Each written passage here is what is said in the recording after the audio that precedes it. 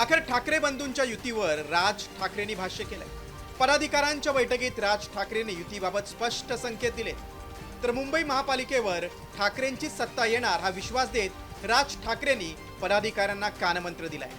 आम्ही दोन भाऊ 20 वर्षानंतर एकत्र आलो, आता तुम्ही कार्यकर्त्यांनी हेवे दावे सोडावे असं राज ठाकरेंनी वक्तव्य केलं असं समजतं, काय नेमकं? राज ठाकरे साहेब जे बोलले ते खरं आहे, त्यांनी ते वक्तव्य केलं। त्याच्यात आपल्या कार्यकर्त्यांनी जे काही जुने सहकारी आहेत, आजी माजी जे काही आहेत, त्या सगळ्यांनी एकत्रितपणे येऊन काम करावं अशा प्रकारच्या भावना होत्या।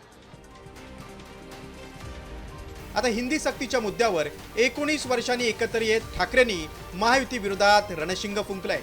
त्यामुळे महायुतीची कोंडी करण्यासाठी ठाकरे बंधूंनी एकीची वज्रमूठ कायम ठेवली तर महापालिकेत सत्तेचा सोपान त्यांच्यासाठी सहज शक्य असेल अशी शक्यता वर्तवली जाते।